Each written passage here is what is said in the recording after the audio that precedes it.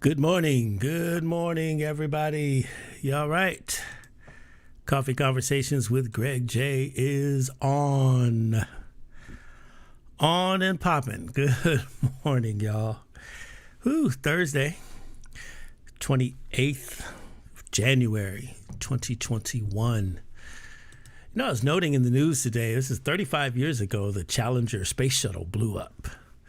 And I was kind of reflecting on, where were you when that happened? That was a big deal. Do you remember? And, the world was watching because it was the first, civilian to ride the space shuttle.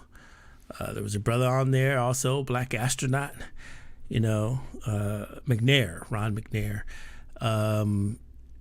I worked I wasn't in the industry in those days. I was fresh out of the Marine Corps. I had was working at a mortgage company. And, it was a big deal that the teacher, Sally Ride, was on there. It was a big deal that, the black man was part of the crew. And it had been fraught, the program had been fraught with a lot of issues and delays, and all kinds of things were happening in those days and time with the space shuttle program. But then it went up. And we all watched with bated breath. We were proud. Blast off. And then that booger exploded right before our very eyes. Man, it was really something. Really, really something. I just want to say, we're in an interesting time. We're really supposed to be, it's causing self-reflection. I don't know about y'all. I'm reflective of the time. Where are we as a people now? You've got Biden and Harris. They're in office. They're making power moves already. We still see the sign of the times. If you didn't know before now, you certainly know now that we live in a place that is full of people who do not like us. And so, self-determination, I think, is the key for me. Self-determination, building up our communities, creating a global community with Mother Africa. And hopefully today that's what we'll be able to talk about. Our esteemed guest, we're waiting for her to check in here. And I know that you all have seen the notices. Her Excellency Ambassador Dr. Arikana Chihomboro-Quao is coming to join us. She is the former ambassador, African Union ambassador to the United States. She's very well known across the globe for her very strong Pan-African views. She is a very strong advocate for building community and building bridges between, African Americans and at Mother Africa. And she's got an event coming up. It's tomorrow. It's a Zoom event where they're talking about business opportunities, business investment opportunities over in the nation of Zambia. Been to Zambia a few times. Beautiful country. Used to be colonized by the British. Victoria Falls is over there, and it's just a beautiful country. The people are beautiful. It's just a really awesome thing. They have coffee there, I learned, my last trip to the continent. And it's just really good. I think there's a good opportunity to have this discussion and talk about business opportunities and building this bridge of arts, culture, business, music with Mother Africa.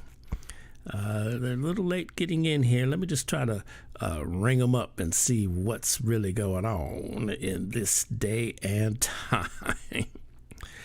Let's see here. Yeah, it's going to rain out here in California. It's just a lot of, lot to see, lot to say, batten down the hatches. They're talking vaccine. I see a lot of people taking it. I see also a lot of people, still a little apprehensive about the vaccine. We're going to talk a little bit about that because, Her Excellency is a medical doctor. So, let's take this opportunity also to see what her perspectives are in that area. And then we're also looking to bring some other medical professionals, medical academics to Coffee Conversations so we can have the dialogue and get the information. I'm not here to tell you what to do. I just know that when I listen to the community, when I look across the community, I know that a lot of us are skeptical, and that's the whole thing. And we can't make solid decisions about our lives unless we have information. And so that's what I'm trying to do here on Coffee Conversations with Greg J. Bring the information, and you can make up your own mind what you want to do. One thing is sure, COVID is here, and it is dangerous. And we're all watching people be affected. And in the most extreme cases, we probably have lost several of our friends and loved ones to this deadly pandemic. So something has to be done. But we want to be wise. We want to be informed. We want to be educated about how we go about in our community taking care of ourselves. So that's what we're going to do here. I see the ambassador is getting ready to sign in with us today. Like I said, we want to talk today, turn our lens to the global community. We're all about global. We're building bridges of music, arts, and culture with Africa and African America. We want to see the business communities link up. How can we link and build a global community when now we know the history of the world is such where we have been marginalized, and now more than ever it's time for us to get together, to get linked up with our brothers and sisters over on the continent, to get linked up with our brothers and sisters here in America. We just need to link it up. Self-determination, that's what I'm talking about. And how do we do that in such a time as this? Okay, I think she's ready. I see her. Yay! Ladies and gentlemen, this is her third time, on Coffee Conversations, and I really, really honor and respect this woman. She is the former African Union ambassador to the United States, and she's got a lot to say about Pan-Africanism, and she's a strong proponent of building bridges between Africa and African Americans. Ladies and gentlemen, Her Excellency Ambassador Dr. Arikana Chihomboro-Quao, good morning. Good morning, my brother. How are you?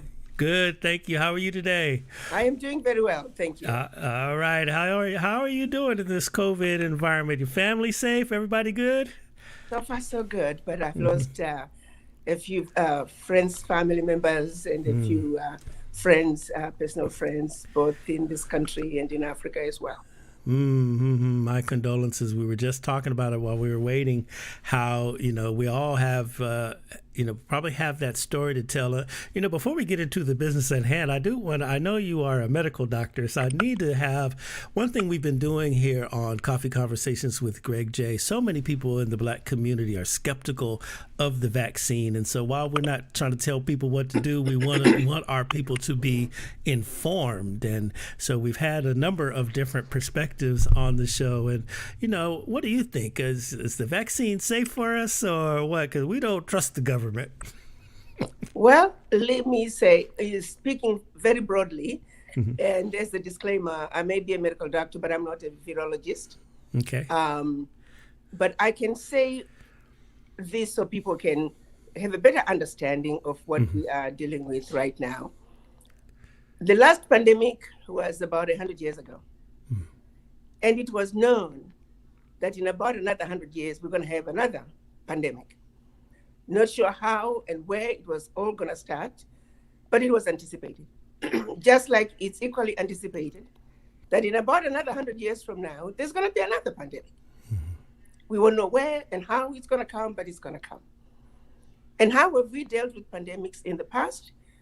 If you look at all the other pandemics, we came out of them because of the vaccines. Now, there could be people who come up with all kinds of theories in terms of how this virus came to be. But what we need to look at it is, it's here. The question is, what do we do now? It's easy to speculate until you actually face and look at a loved one who's dying because of this disease. It's like saying heart attacks are here and you can control over whether or not you're going to have a heart attack. The reality is we're dealing with that challenge.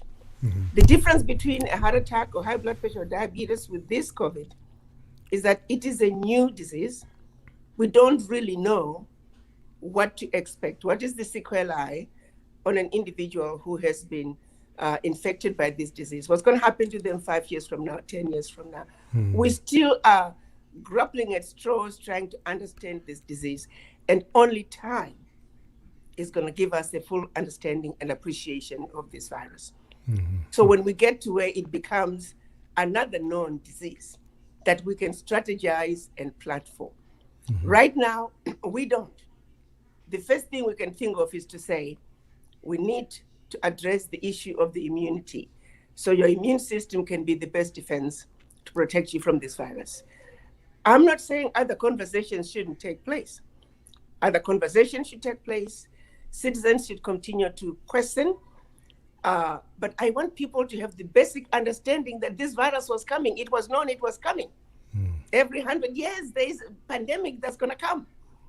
We just don't know in what shape or how it's going to come to us. So let's get that clear, that it was anticipated. So when you see all those documents that talked about preparing for this virus, it goes back from the mere fact that we were nearing that 100-year time period, then we would be expecting another pandemic. In terms of the virus and us, the Black community, we do have reason to worry. Why? Because of what has been done to us intentionally, not so much because of the virus itself, but what human beings have done to use these pandemics to eliminate Black people. Look what they did with the Tuskegee experiment. Yes. Look what they did with HIV. Yes. Intentionally infecting Africans. That is the conversation we need to have as Black people. Whether or not we need vaccines right now, and this is my personal opinion, we do need the vaccines. But what we need to be very careful about is what type of vaccines are going to be given to Black communities, what type of vaccines are going to be sent to Africa. I'd like to give an example of one of my comedian friends. He says, Ambassador, I'm going to take my vaccine, but I'll make sure I'll stand in the line with all white people. And I want to make sure my vaccine dose comes from the same vial that they got their vaccine. That is the real conversation we need to have. That's real, yes. Because we know what has been done to Black people intentionally. What are the chances? And I'm not saying this is going to happen, but I know what has been done to our beloved continent, and I know what continues to be done today. Just to give you a reality, over 50% of drugs being shipped to Africa by many companies have zero bioavailability. People think they're taking blood pressure medicines, they think they're taking antibiotics, they think they're taking diabetic medications when they're taking chalk. Every day, as we speak in Africa today. So really, I like to see the conversation be more for holding these companies accountable, that they cannot take their vaccines that they did not think were adequate.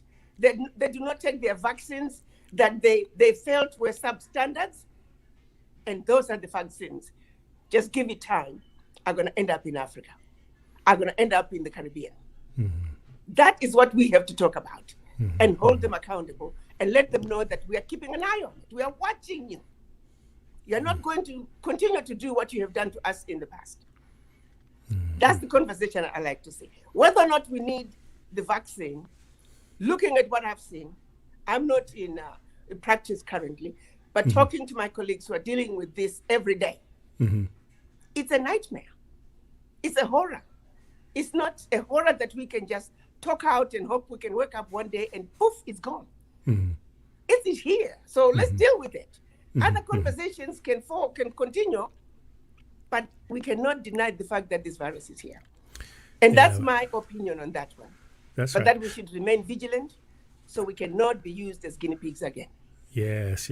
So remain vigilant. We will continue the case on informing and educating the community because we want the people to have the information as they make their decisions about their lives. And you're right. You know, the reality of it is the virus is here and we've got to do something. We just got to figure out what that road is. Be vigilant, y'all. That's what you hear. You hear it from the ambassador there. All right. So now, you know, Ambassador, you know, my goodness, last time we spoke, a lot has happened out here in these Sear streets.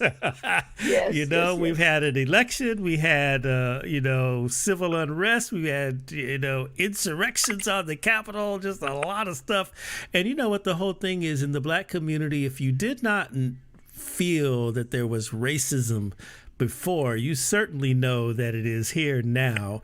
And I'm just of the mindset, Ambassador, that we have to, continue to build our own communities, not only here in America, but globally across the waters to our brothers and sisters on the continent. And that's all about, building business opportunities and everything like that. And I wanted to talk to you today about business opportunities in the continent, because I know you have a big event coming up virtually where the people can be informed on how they can link up with the brothers and sisters on the continent. But in your mind, how important is at its foundation is it that we in America create these business connections with our brothers and sisters on the continent? Extremely important. Very, very important, particularly with the current investment environment that's being created on the continent. The African Continental Free Trade Agreement is an agreement that is now allowing African countries to trade freely. The boundaries that have kept African countries from trading with each other are in the process of being eliminated through this African Continental Free Trade Agreement. 90% of all the goods going to be traded beginning this year within Africa are going to be duty-free.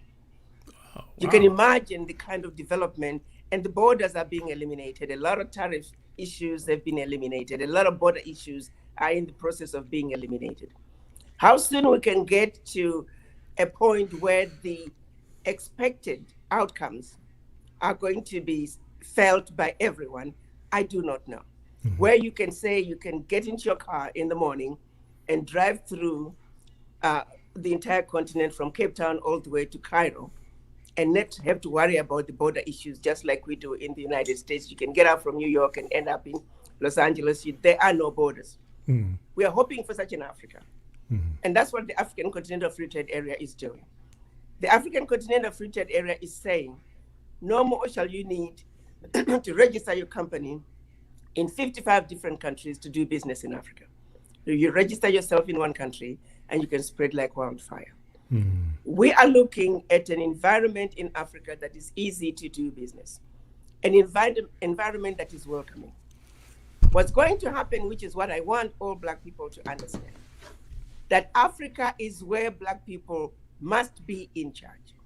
Africa is the only place for Black people to be on the driver's seat for the entire economic development, for everything to do with management, administration, leadership of a continent, of a country. We can only do that in Africa and, of course, in some of the Caribbean countries. If we miss this opportunity of taking over this driver's seat on the continent, guess what?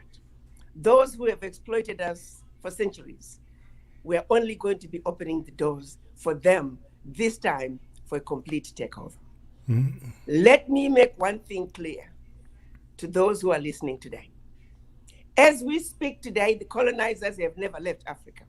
Right. As we speak today, the multinational companies that were running the economies of Africa during colonization, they remain in Africa today. At independence in the 1950s and 60s, African countries were given political independence. And even that, I call it limited, because the average African country, there's so much infiltration and manipulation that makes it difficult for true leaders to win. True leaders to lead like they would want to. There's so many other international policies that limit the ability of these little bit African countries to succeed. The international financial policies, the international trade policies, and of course the colonizers that have never left.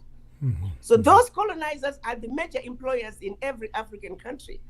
If you were colonized by the British, the majority of the multinational companies in your country, and the majority who are now the majority employers, are companies from that country.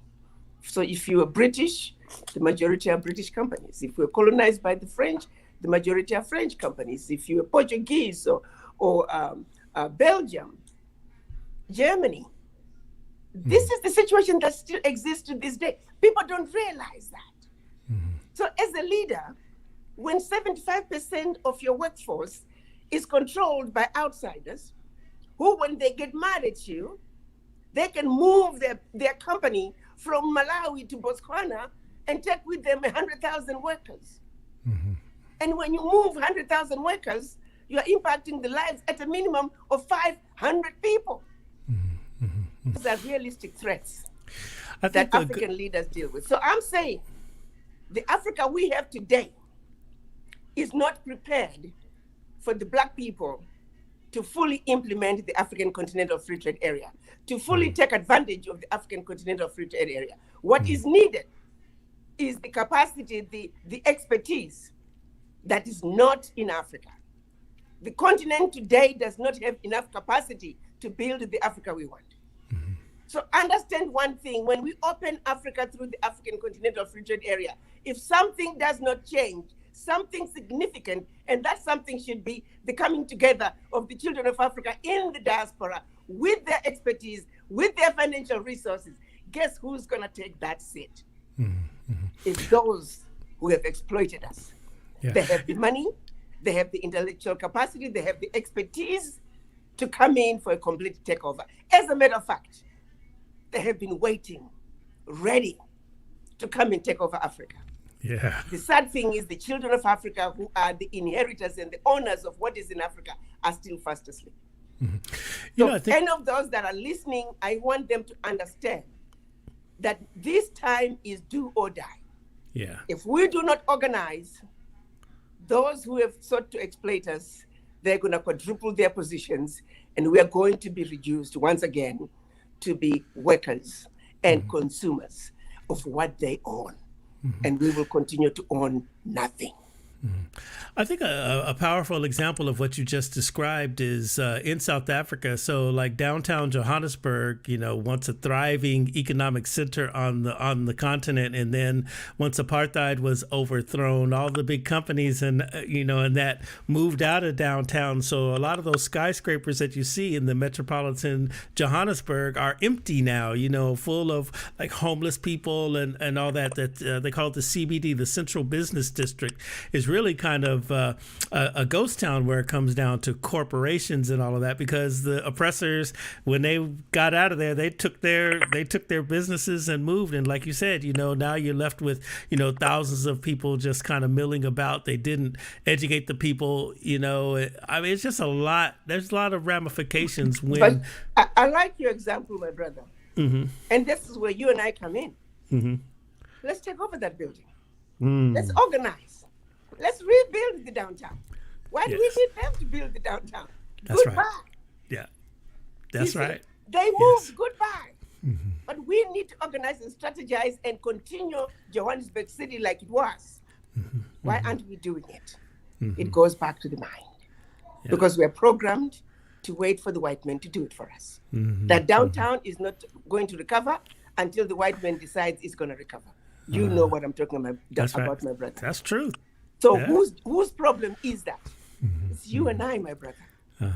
We need to wake up. We need to understand that we are messed up in our heads. Why can't we fix the obvious things that we can fix? Yeah. rather than sit and just be noisemakers, rather than sit and just complain. They left the building. This is getting abandoned. We'll go fix it. Right. Who do you think is going to fix it if you don't come together? But to fix it, we have to unite. And that's why the entity that I created, because I feel very strongly that the people who can look at Africa with a bird's eye view, the people who can come up with a strategy for true sustainable development of the continent and see it through are the African diaspora. It's very difficult and unfair to try to tell a man in Togo, a man in Central African Republic, in Gabon, a businessman to think continental. They are struggling to earn a living in Gabon, and you want them to think continental. It's not practical. Right. But those of us in the diaspora, we can. So ADDI, which is the entity that I created after leaving the mission in Washington, D.C., African Diaspora Development Institute, is calling on all people of African descent around the globe to say and educate that we are at a do or die moment. Either we unite and protect and defend what belongs to us, our children and generations to come, or we might as well kiss everything goodbye. Goodbye. Sure. What's the website for ADDI? I'm going to put it in the chat. Is it addi.org? It's OUR, ouraddi.org. Ouraddi.org.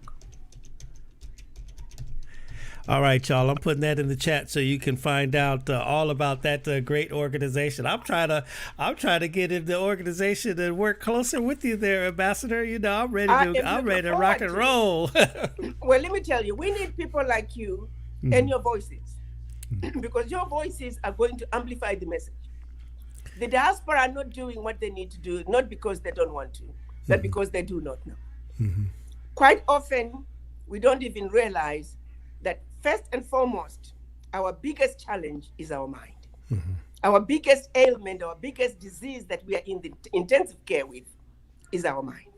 So that is level one of healing and beginning the journey of doing what needs to be done to turn our circumstances around as a people. The mind, if I can emphasize anything at all, many don't think they're colonized. Many don't think they're suffering from the legacy of slavery. I'm here to challenge you. Think analytically about your behavior, the behavior of all of us around us. I use an example of our communities. Why is it that all our communities, they're full of nail parlors by Laotians, grocery stores that are owned by others who don't look like us? We are constantly consuming what others are bringing to us. Continental Africans, we are buying fufu and kenke and African products that are brought in by Chinese from Africa to the United States, to Europe. How crazy is that? So we have to realize that as diaspora, we must wake up first, because once we are awoke and we begin to think critically and we begin to pull our resources together, the Jews are a perfect example. After Holocaust, they realized that their sheer survival depended on their unity. But not only their unity, but also their financial muscle. So they sought out to unite and to pull their resources together, which is why they're the most powerful group of people right now, because of their financial resources. They're a small group, 50 million Jews outside Israel. But look at how powerful these 15 million people are. Let's learn from those around us. When it's all said and done, it's about unity, it's about the financial muscle. Like I always say, $83 a month from 1 million people in 1 year will have $1 billion. Wow. Now make it 2 million people, and year in and year out. Make it 5 million people, year in and year out. We are close to 400 diaspora, 400 million African diaspora around the world. And for those who are not familiar with who African diaspora are, all people of African descent living outside Africa are the African diaspora. If you're African American, yes ma'am, yes sir, you That's are right. an African diaspora. If you're African Caribbean, Afro-Latino, yes ma'am, yes sir, you are an African diaspora. And you owe it to your children and generations to come to stand up and be counted. You owe it to them to defend what belongs to them. So I'm saying, level one, let's wake up. Along those lines, I realized there's a need for us to continue to educate and inform others. I wrote a book called Africa 101, The Wake Up Call. Africa 101, The Wake Up Call. I basically gave you a 101 level understanding where we have been, what has been done to us, and how we need to move forward. So I urge everybody to go to africa101.org, get your copy. It's a hardcover that's autographed, but also at the end of every chapter, I have a video of myself summarizing that chapter, why I wrote it, and what I hope you're going to get out of that book. I did it intentionally, so almost every age level can read it, maybe not fully understand it the first time, but it's a book that you should be able to go back to and continue to learn. It's a book that I'm hoping it can be a household book where parents can have coffee table conversations with their children. Each chapter is a distinct subject matter designed to communicate a specific sentiment and provoke your thinking and better understanding of what is being done to us. But also, above all, understand that we continue to be heavily under mental manipulation. Heavily. And when I say heavily, I mean heavily. As Black people, we are heavily mentally manipulated. Whether you like to agree with me or not, it is a fact. Because if it was not, the dumb things that we allow to be done to us would not continue. The dumb things that we are in a position to do something about. I use an example of a Black man trying to open a business in Chinatown. Not a single Chinaman would patronize you. And yet when a Chinaman comes to the Black neighborhood, we will walk past a Black man's shop to go and patronize a Chinaman. And we do it without even thinking. Because the Chinaman's ice is colder, the white man's ice is colder. So let's look at it from a very realistic point of view. Let's not lie to ourselves. We are sick and we need to get the help that we need. And the help is only going to come in the form of understanding and behaving and being proud of who we are as the original people, as mothers and fathers of humanity, as the owners of a continent that was the center of the world once upon a time. The continent that gave the world, defined to the world what it means to be human. The continent that gave the world the civilization as we know it today. Most people don't know that. Without Africa, there would not be the Roman Empire. Without Africa, there wouldn't have been the Greek civilization. All that was stolen from Africa. After they stole it from Africa, they run off to Europe and called themselves civilized and called us uncivilized. It all starts with knowing our history and teaching our children that as a woman, as a Black woman, you should stand on the tallest mountain and let the world know that without you, there could not be humanity as you know it. All right. So now, Ambassador, now with everything that we've gone through in 2020, and now we're in a new day, 2021, I think a lot of Black people in America have got their minds on, business, investments. People are really, I know this week everybody's talking about that GameStop stock and all that. So people are really looking at, okay, how do I expand my business portfolios and everything? Like, how do we, give us kind of the foundation of how we can link up with, with Mother Africa and in specific business opportunities. I know. Let's talk about what you guys are going to talk about on tomorrow in your panel discussion. Zambia. Okay, why Zambia, and how do we link up with Zambia for business? What ADDI is doing, ADDI understands that there are many diaspora with all good intentions going to Africa to start a business, and many have come back frustrated. Many have been swindled because they did not do their homework. And that's not to say it's only going to happen in Africa. No, it happens everywhere. Everywhere, sure. You must do your homework. You make sure that you create the right relationships. ADDI understands fully the aches and the pain the diaspora have gone through, the pain that the diaspora continue to go through. So we have put in a strategy to say, we are going to be showcasing different countries every month. We are bringing those opportunities to the diaspora to say, this is what's available in this country. Zambia, we have requested specifically for them to give us the low-hanging opportunities in mining. That one is big. if we can do anything, we must get involved in mining. This is why the majority of the Westerners and the Easterners, the Chinese, are coming to Africa poor, and in no time, I've seen sometimes all the way to billionaires through mining. Mm-hmm. So mining is key, agriculture and manufacturing.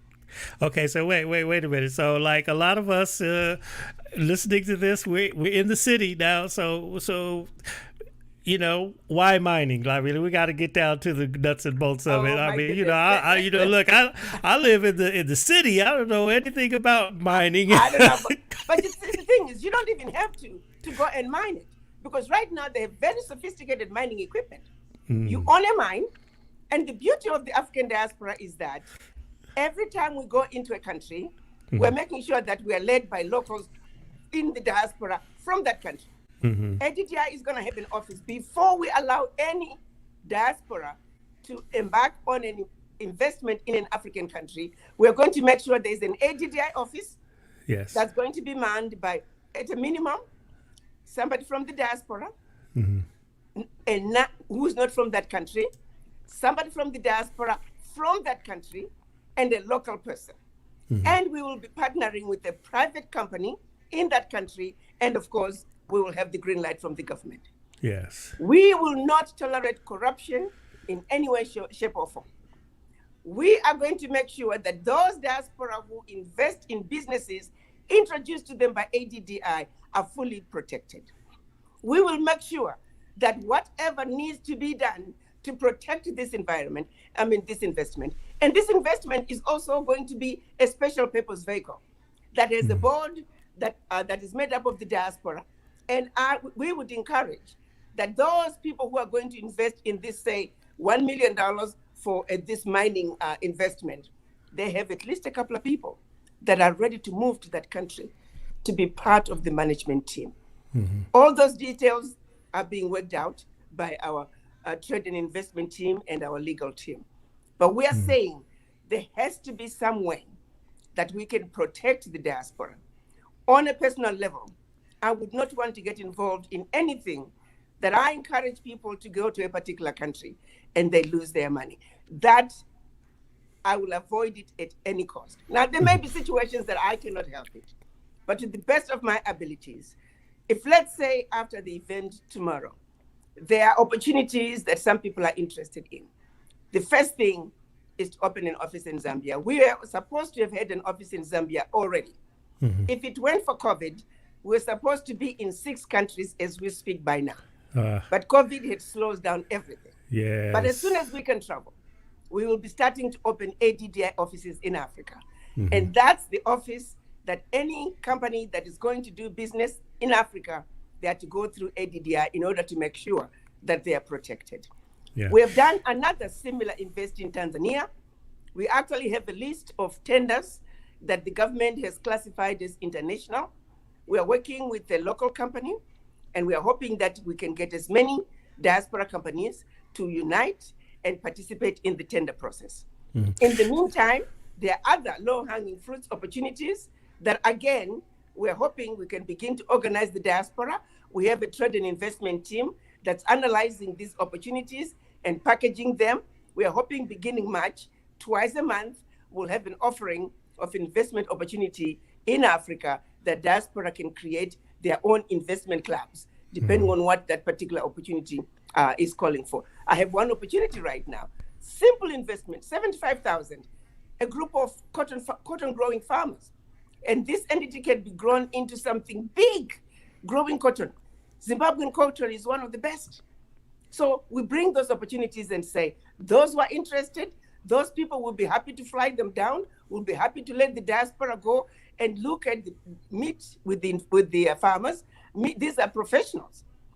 Meet with them, see what this entity is. Cotton. What can anybody do with cotton? You can't eat cotton. So we're talking those kind of investment opportunities that can be grown into multinational entities. So every 2 weeks, beginning March, the investment team is working on introducing these opportunities so diaspora can create their investment clubs. If the investment is calling for 75,000, like I said, for this one, as soon as enough people put their 75,000 together, that club is closed. They take off and run with it and manage their entity. But ours is to bring the opportunities to you and to protect you and give you cover so you can go and do what you do best. But we have got to get involved. Yeah, I got to get involved. So let me ask you a question now. All these activities that you are creating, I mean, it's really great. I mean, man, cotton. We could make our own shirts and whatnot. You see, you are a city boy, and you can be a shareholder in a cotton farming entity. Yeah, right? yeah. That's good. That's what we're talking about. Just be a shareholder. Yes. The ones who can manage. Yeah. Well, we already import our coffee from Cameroon there. That's the Kalimba Song coffee there. We come from the mountain. Let me tell you, that's another one. We must bring that coffee we have also started a Pan-African store. Yes. We are working on bringing products from Africa. We are saying, why should we drink coffee that has been brought to the United States, to Europe, or wherever we live by others who don't look like us? That's right. Why should we keep having coffees from all over the world when the best coffees are in East Africa? I often say, you haven't drunk coffee or tea until you have drunk coffee and tea from Africa. That's just right. a fact. And that's it is a fact. The truth. I'm drinking some Cameroonian coffee right now. And that's let me ask you a question. Okay, so now here we are in America. We have a new political, there's political hope, I suppose, right now. Okay, Congresswoman Karen Bass has been a champion for, African trade for many, many years, as long as I've known her. I mean, that's been her, one of her principal pillars of her policy. And now that she is the chairperson of the Congressional Black Caucus, I know now with the new administration, I'm expecting her to even speak more loudly about building opportunities with Africa. Does ADDI work with people like Congresswoman Karen Bass or the Congressional Black Caucus so that we can ease whatever issues the United States might put on trade with Africa? Well, what you'll find that when it comes to trading with Africa, during my tenure as the AU ambassador, the Congress and particularly the Congressional Black Caucus, they were not really involved. Because all those issues, like when we were talking about the US government wanting to sign individual free trade agreements with individual African countries, which is something that would be counterproductive to the implementation of the African Continental Free Trade Area. All those discussions were coming out of the Department of Trade. I did not see the Congressional Black Caucus being involved in any way, shape, or form. But also what I find is the average congressman doesn't really understand Africa. Right. They really don't. Right. It's just that simple. And so what you end up finding out is that they get their staffers on any issue to do with Africa. They get their staffers to do some research work on that particular country. And whatever their staffers tell them is what they go by. It's really pathetic, but it is what it is. Well, we got to change that, though. I mean, It needs to change. It absolutely needs to change. So what we hope is, with the Biden administration, through people like Congresswoman Bass, we really need to sit down with them. I remember we had a meeting with Congresswoman Bass, and I talked about the Pact for the Continuation of Colonization. They just never heard about it before, and they're asking me, well, how long has this been going on? And what has the African Union done about it? This is something so pivotal. A country that is the biggest risk to Africa's peace and security and Africa's development. And yet, Congress people just didn't know about it. And so there's a need for us to engage them. I think the Biden-Harris administration is an administration that I think will be willing to listen to the real issues, not the superficial information that's being put out. And that's what people gravitate towards and run after. They need to understand the true issues. Like I was listening to a report about an event that's going to be held in France. It's a US-Africa policy, and that they're only going to invite youth and business people and all kinds of citizens, but no leaders are going to be invited. You need to understand that France is not going to just invite all these young people because they love you. No, they're trying to manipulate you. They're trying to separate you out and make you feel like you're special. So you stop associating with your friends because you think France likes you and you're special. We need to understand the games that are being played. So engaging the Biden-Harris administration and letting them really understand what is going on in Africa will go a long way in building the much needed good relationship between Africa and the United States. Yeah, I think the time is now too, because, I think I always come from a music and arts perspective. So I know with the popularity of contemporary African music is exploding in America right now. I mean, it's really, really huge. You're starting to see your large music companies really invest a lot in African music, right? But I think that as we begin to bring people together through music, all these other opportunities can happen. But we need to, as African Americans, we have no idea of what is happening or the history in Africa. That's why when continental Africans interact with us here, it's like this chasm that occurs because we don't know enough about each other, but we're more common than we are different, right? It's really, really, really something. And so how do we begin to, well, I guess you just have to read, I suppose, but how do we begin to become more informed about each other's history in this European dominated society? For generations, we've been all bamboozled. So how do we come to find our commonalities? Well, it goes back again to, and I'm sorry, I'm going to be really blunt as I speak. Some things, we do those dumb things again. Yes. My brother, if I take you and my husband and you're walking down the streets of Los Angeles, yes, they're going to see two black men. That's right. They're not going to see one born in LA and one born in Accra, Ghana. Yes. And then I'll take you with him and you're walking down the streets of Accra. They're going to see two Africans. Yes. So that alone, there's no way anybody else can look at you if you're black and think any other part of the world except Africa. Right. So first we must understand, appreciate, and just know that we're Africans. Mm-hmm. We're the proud, the beautiful, intelligent, sophisticated, highly adaptable, and totally indestructible Africans. That's right. Let's accept that first and foremost. Yeah. But how many of us are too busy denying being Africans? Mm-hmm. How ignorant, how stupid can one be? If you are not African, then what are you? Who are you? They're out there. There's folks out there right now saying, I'm not African. Too many. But you see, there comes the ignorance. So because you're feeling like you're not African, where are you from? The average black person lives in this country. Wherever you are tolerated. Mm-hmm. You never feel like you belong. Mm-hmm. I had a very interesting experience a couple of times at the mission. I opened the mission up. I said, children of Africa diaspora, come home. African Union is your home, and this is where we met. Mm-hmm. And one time we had a really late event with some youth, and I just hang around with them. We were just talking.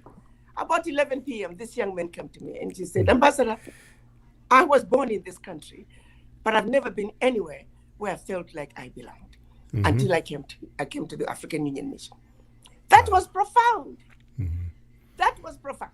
Mm-hmm. And if there's some of your listeners who are listening, think about it. You don't know where you come from. Your parents didn't know where they come from. Your grandparents and generations did not know where they came from. Are you willing to perpetuate that? Mm-hmm. I have never known what it means to not know where you come from. I have taken it for granted until about 10, 15 years ago, when a friend of mine, an African American, just casually said, you continental Africans, you never have to worry about where you come from. This is something we struggle with every day.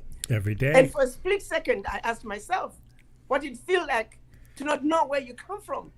There was a deep pain that I had to snap myself out of it. Mm-hmm. And since that day, I'm now on a mission to make sure that African Americans, African Caribbean, African Latino, you are an African. Mm-hmm. You don't need an invitation to come to Africa. Mm-hmm. Don't let anybody tell you otherwise. Africa belongs to you, just like the United States belongs to you. But Africa is home. That is your base. You can walk on the soils of Africa, any country for that matter, and say, I belong here. And anybody that tries to tell you otherwise, challenge them because they're ignorant.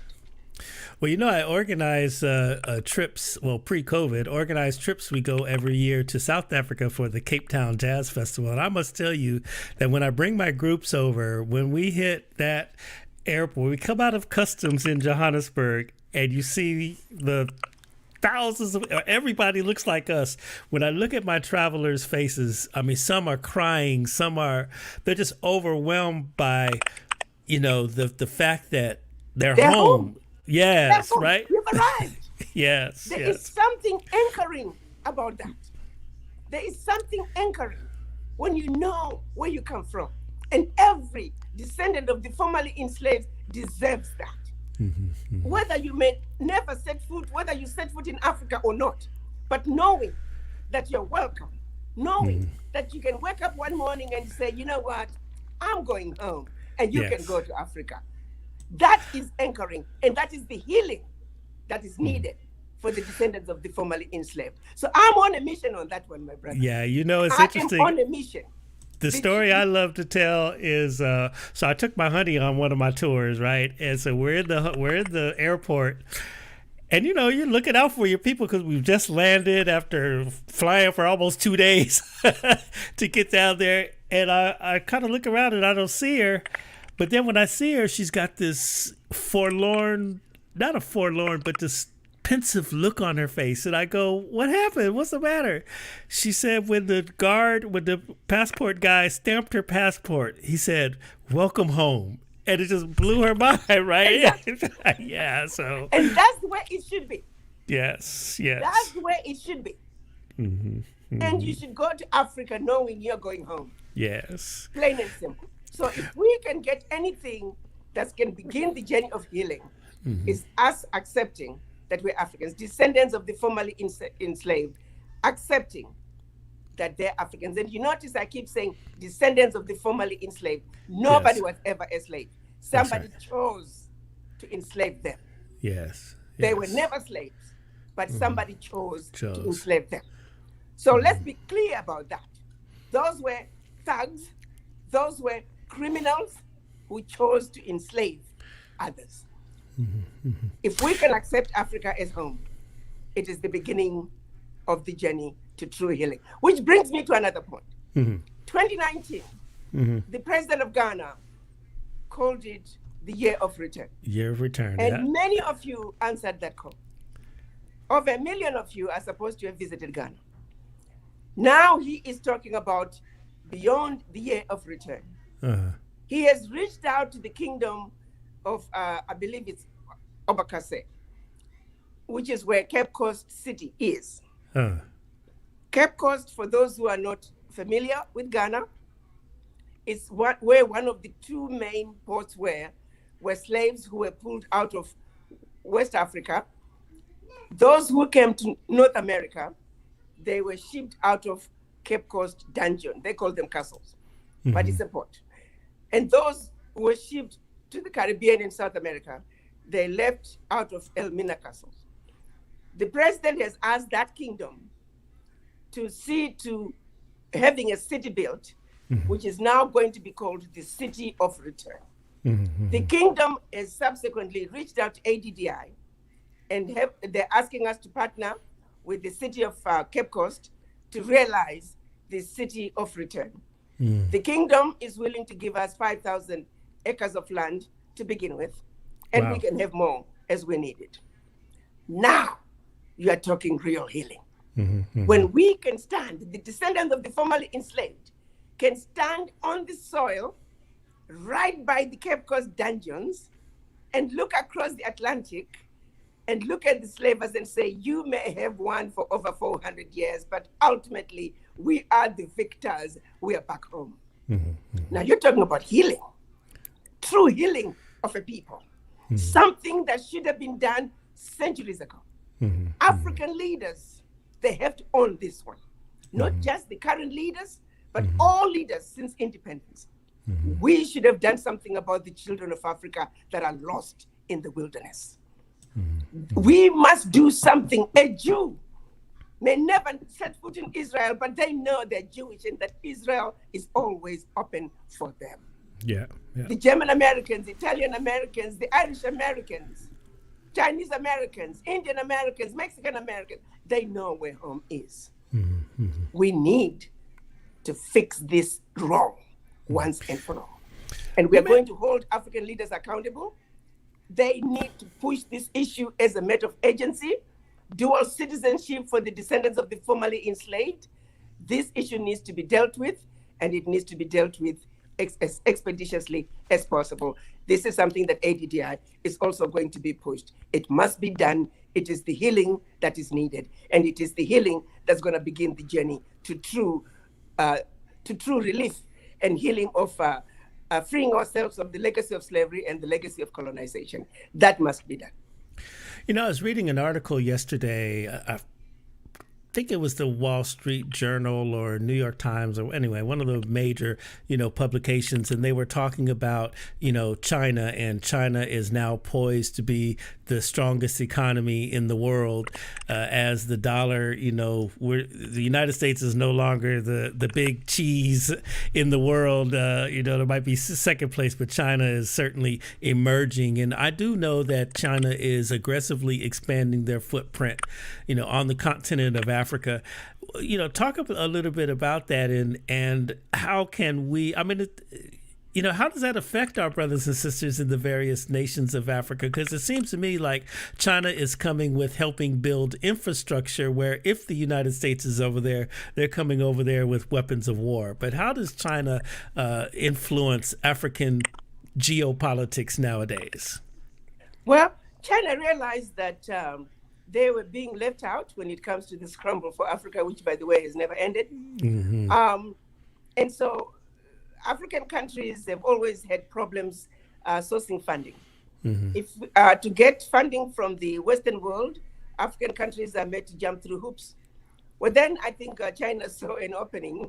So now, like one president put it one time, he says, well, we jump through hoops to get money from the Western world. But when China comes in, China has a checkbook and a pen in hand, and they say how much. Right. So for governments that have struggled to get funding, to then get a country that is willing to bring so much money. Now, granted, I think a lot of them may have rushed quickly to get that money without reading the fine print. The fine print. And so certain contracts were signed that they really did not do their due diligence, and they were not well negotiated. But be it as it may, the African heads of states have now come together. 2018, they met with the president of China. They call it the FOCAC meeting, Forum on Africa-China Cooperation. And the heads of state did lay out the issues, and that Chinese people need to be better neighbors, and they cannot bring these horrible contracts that they have negotiated. So I know many governments, those contracts they could get out of, they did get out of. Those that could be cancelled, they were cancelled. And the ones that could not be cancelled are being allowed to expire. However, with all that put aside, the reality on the ground is we in the diaspora are saying we want development in Africa. There's no infrastructure, poor healthcare, poor education. Well, let me give you an example of healthcare, and I talk about this all the time. There are more Ghanaian doctors in New York City than in the country of Ghana. There are more Nigerian doctors in Los Angeles than in Nigeria. And the same is true in every African country. No amount of money put into healthcare in Africa is going to give us the desired results. Why? Because the capacity is not there. The doctors are not there. And yet somehow we want healthcare to magically improve with no doctors. President Nana Addo is a perfect example. He thought improving healthcare meant building more hospitals, renovating old ones. Well, guess what? Half of those wards are sitting empty, not because there are no patients, but because there are no doctors. So now, if a group of Indian doctors, a group of Chinese doctors come in and begin to fill that blank space, why would we complain? We are not filling that blank space. Only about 40% of Africa is electrified. We need electricity in Africa. So if the Chinese are coming in and they start building power plants, why are we complaining? If you want to do something about it, unite, pull your funds together, go get those contracts. But right now, no. Because all these contracts are contractor funded. They come in with their money because they know the returns are huge. And that is where we are failing. So to sit 10,000 miles away and complain about the Chinese taking over Africa, but we're doing nothing about it. But at the same time, we want development to happen in Africa. Because if development doesn't happen, we're complaining and we're blaming the leadership. Are we even making any sense, my brother? Yeah, very much so. And we're not making any sense. Yeah, I think there was a question that came across, and I think we kind of talked about it a little bit earlier. But okay, so somebody might be listening to this and says, okay, yes, we need to do something about it, and they're wondering what sectors or industries that they might want to invest in. And I think that you talked about your forum tomorrow is about mining. You mentioned cotton. We talked about coffee. There's so many different ones. I see. Power is another one. Yeah, and I see. These, like for example, if there are going to be so many opportunities in energy. So those who are interested, like for example, I had one in the country Zambia. One of the Zambians calling me very upset that the president had given 200 megawatt contract to the Chinese. And I asked her, I said, well, do you know any diaspora that have enough money and expertise to go take one of those contracts? I said, I'll call the president and see if he can give them one of the contracts. And then that's when she started laughing. Oh, Ambassador, you know how we are. We're not organized. We don't have diaspora who can do that. Other than my sister, she'd sit down and shut up. Until you are prepared to go give power to that 75-year-old grandmother who has never had electricity all her life. You are sitting 10,000 miles away and say, grandmother, you can't have electricity because I don't want the Chinese to do it, but I'm not prepared to do it either. Are you even making any sense? We need to stop being noisemakers and be solution-oriented, goal-oriented. There's a problem, let's strategize and come up with a solution. Our glass must always be half full, not half empty. Right. We see a good example. Akon has provided a lot of energy, to his area. Have you seen the results of his work? I know he is still working on it. The work is progressing, albeit slowly, but it is progressing. Because it's a lot. I mean, people don't realize, Africa, I have to emphasize this, Africa is a continent, okay? Yes. And so it's a lot of land, and people live in rural areas, and there's trade opportunities and industries that you wouldn't even imagine. I'll tell this quick story. A friend of mine in South Africa, her brother began to send me pictures of cows, right? And I'm like, okay, what the heck? I'm getting these pictures of cows, So his whole thing was to try to get me to invest in cows. And I'm like, man, I'm a city boy. What am I going to do with cows? And he began to talk about not only selling cattle, for meat, but also there's the traditional and medicinal purposes of cattle. It's a huge market over there. So, Don't forget dairy. Dairy, yes. Dairy. Yes. From milking to cheese to everything. So maybe when I retire, I could be a cowboy. But here's the thing, my brother. You don't even have to do it. Just be a shareholder. Just be a shareholder. You can stay in LA. And for a couple of times a year, go visit the farm and play with your cows. Just be a shareholder. That's all we are saying. And you just keep slowly investing. So you're a shareholder in a cotton farming project. You're a shareholder in a mining project. You're a shareholder in a manufacturing. To show you how bad the manufacturing situation is in Africa. Do you know, my brother, we even import toothpicks? Oh, wow. I'm not kidding you. We import everything. So COVID actually was a wake-up call for African countries because suddenly we were importing everything, gloves, everything, you name it, needles, everything we're importing. Well, guess what? The world shut us down. They said, we need everything that we have right now. So African governments couldn't even find where to order gloves and the medical supplies. So now we started looking internally. So now more and more manufacturing of PPPs is now happening. But there is a need for manufacturing in a grand way. Big way. Yeah. Let me ask you, what is a good resource to find out what are good, sectors to invest in? The problem is I will look and see if there is something that has been done through the African Continental Free Trade Area. But right now, the best way to really know what is going on is to go through the government, like we are doing with these webinars, where we are bringing the governments to come and give us the people. Sure. Yes, that is the best way to go, because you are hearing it from the government. Because even the government, they are working with the African Continental Free Trade Area, and they will help us say these are the priority projects for the AFCFTA, and how do we tie into the bigger picture of the AFCFTA. But the best way is to go through the countries, which is why we are saying we're going to be inviting different countries to come in and present to the diaspora what opportunities they have. We're going to be very aggressive about this, my brother. This is not a joking matter.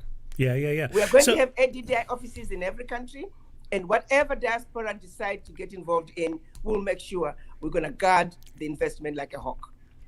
All right, so let me ask you this. So organizations like ADDI, great, we tap into you, and this is a good way to, how do we access finance capital? How do we get capital? There's might be business people who have a lot of great relationships with the banking system. Do U.S. banks, when in their business financing, do they see the opportunities on the continent? How does Wells Fargo Bank look at Africa? Well, here's my position. We're trying to use a completely different model. And I'm using a different model because I know what I've seen. Mm-hmm. You look at the motels from New York City to Los Angeles. It's not by accident that majority of them are owned by the Patels, this mm-hmm. Indian group. Mm-hmm. And they never borrow money. Mm. They pull their monies together. Look at the nail parlors. It's not by accident that all these nail parlors across the country are owned by the Chinese, even mm-hmm. in the Caribbean, even in South America. Mm-hmm. They come together. They pull their resources together. Something that we have failed. Mm-hmm. We are programmed to write a beautiful business plan, and then we turn around and look for somebody to fund us. You are not free. You are not free as long as you're looking for somebody to fund you. Mm-hmm. What I'm suggesting as ADDI is to say, if we have these investment clubs, and also we have registered an entity called African Diaspora Development Holdings, which there will be a webinar to introduce ADDH and how ADDH is going to be structured. Can you imagine if we have a diaspora fund that is well funded? So now when diaspora are going to look for projects in Africa, they don't look to anybody else. Because remember, when you're looking for funding from somebody else, and this is something people may not know, a lot of times researchers, they do detailed work, detailed analysis, and then they submit their project to some financial institute in the West, only for them to deny funding it, but they keep your ideas. Or if they give you the funding, they're going to want to know everything about you, including your great-great-grandmother's middle name. By that time, you've already lost control of your project. Let's be realistic. These games are being played every day. Every day. So we need for a change to be completely financially independent. We are in the process tomorrow. I believe it's Saturday. We're going to be introducing a bank, an idea of a bank that's already beginning to be registered in Antigua, which will be an offshore bank. We're talking about having a bank, and we got to have our own fund. It is through that fund that we can then fund our projects in Africa. We need to be financially independent. As long as we're going to these banks don't mean no good for us. I'm sorry, but it's just the truth. So we're running out of time here, Ambassador, but this brings me to this question here, and someone asked this, I think it was Brian McNeish is on here, let's see.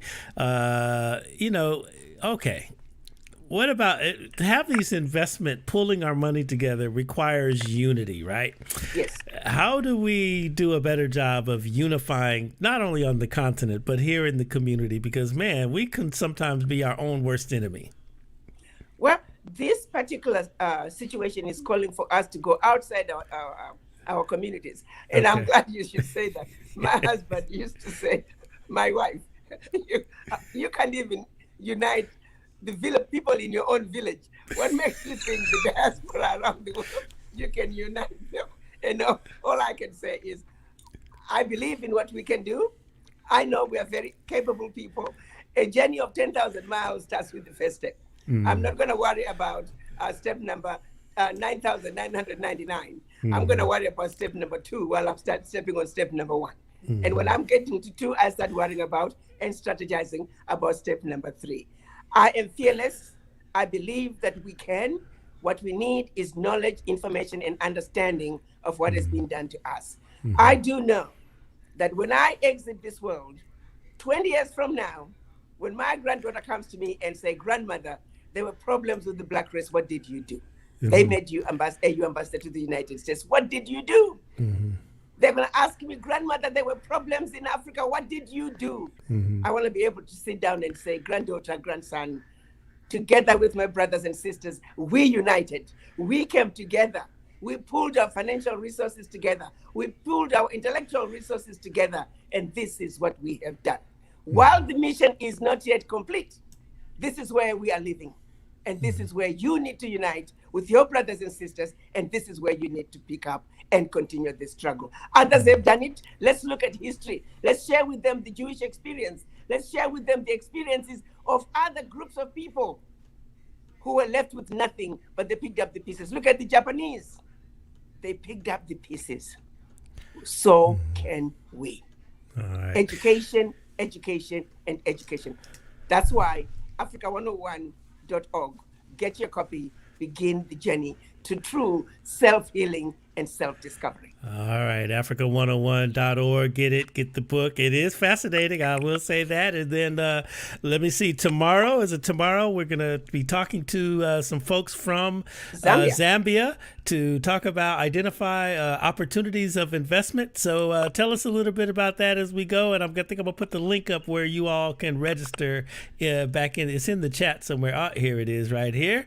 Bam. Okay. Register for Zambia investment event at raddi.org/Zambia Zoom. And so what time is that there, Ambassador? I believe it's 2 p.m. Eastern. 2 p.m. Eastern time. So y'all get on that, hit that link and get in there and be a part of that. Her Excellency, Your Excellency, man, it is just so awesome to have you on. I mean, I am inspired every day, every time that I see you, just whether I'm looking at you on, various social media, and then just honored that you would come and sip coffee with me on Coffee Conversations with Greg J. And we hope that the community really is getting informed. And you always have an open door here, because we need your information and your insight, especially in such a time as this. Thank you so much for coming through. I'm waiting for my coffee. So you can't be drinking coffee by yourself. You got a deal. I'm going to send it today. Thank you so much. Yes, my granddaughter. Hey, granddaughter, how are you? Just snuck up on me. That's right. Thank you so much. All right. Thank you. Okay, everybody. You know what? Look, next week I got some treats for you, y'all, next week, and I'll announce them. Just keep on our social media, Beach City Radio, beachcityradio.com. And Coffee Conversations with Greg J on Facebook. You know what it is. And always just love one another. Thank you so much. Love one another. Love one another. Peace and blessings.